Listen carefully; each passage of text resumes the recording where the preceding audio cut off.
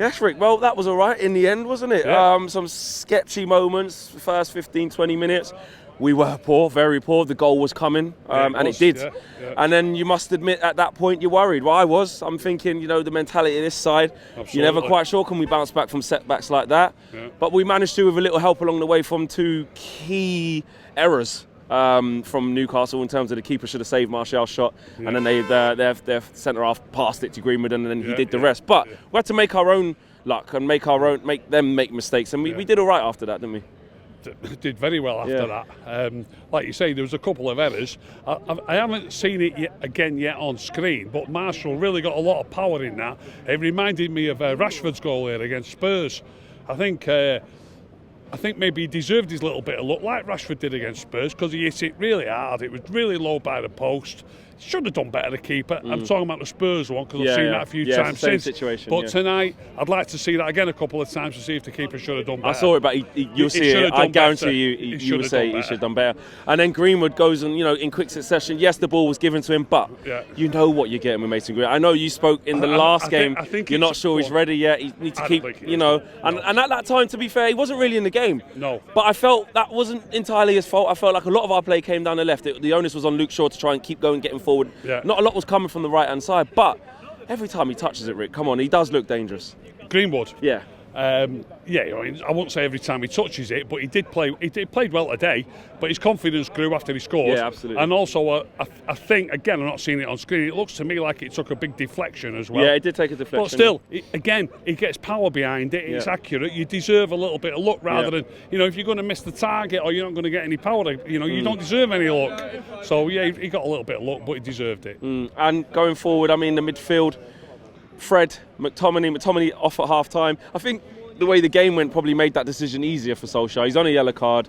We're 3-1 up. Yeah. Pogba needs a half. It kind of all fell into place for Solskjaer, didn't it? Fall into place.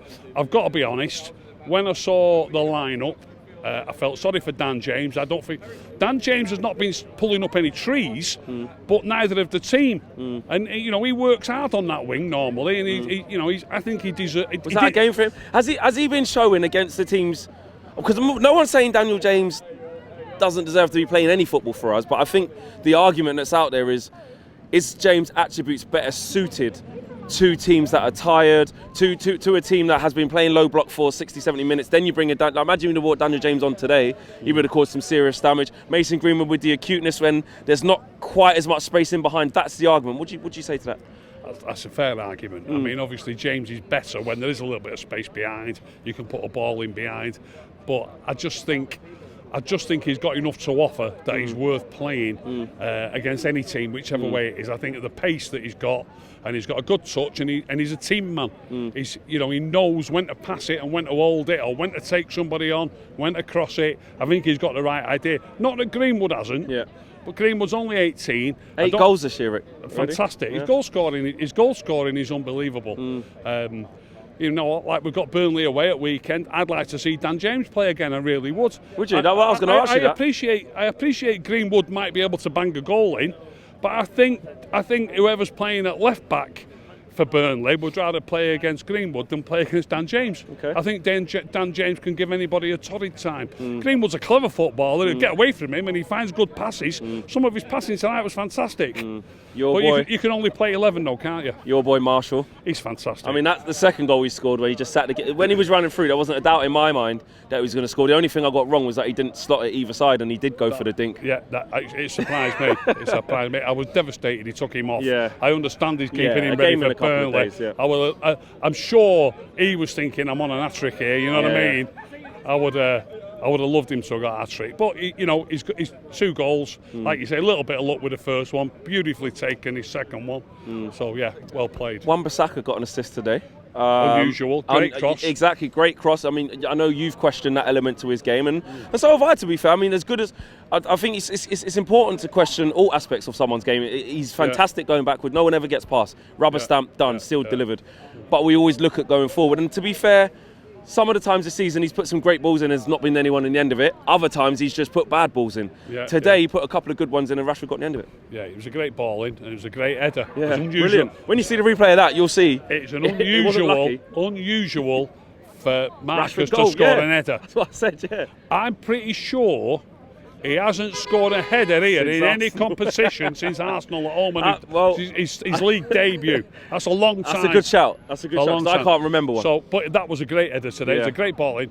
Back to Wan-Bissaka. What we attack most teams at Old Trafford, and we play. We like to play good football, sharp passing, get people in behind, which sometimes can be a winger, sometimes can be a fullback, get good balls in.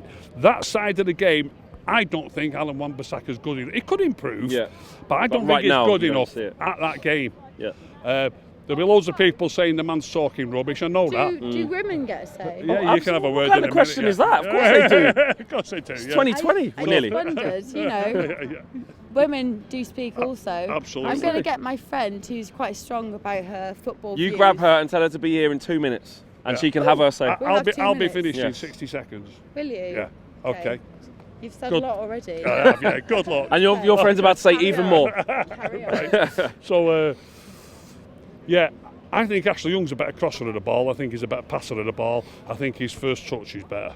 Right? I know 90% of people will be on here saying the man's drunk, which I probably am. But I prefer Ashley Young. Okay. I really would. I think our best two fullbacks are still Ashley Young and Luke Shaw, even though Wan-Bissaka can tackle anybody at any time. It's not the most important thing. It isn't the most important thing. Okay, and who was your man of the match finish off for it? Man of the match, Anthony Marshall. Nice one. Have a good New Year. I'll see you at Burnley. Same to you. All All right, right. nice one. Big thank you to you guys for watching the latest of our videos. And if you want to check out more, make sure you do that just to the right of me. We are the biggest and best Manchester United channel in the world. Make sure you check us out on all of the socials as well. Facebook, Instagram, Twitter, and YouTube. The socials are along the bottom. Peace.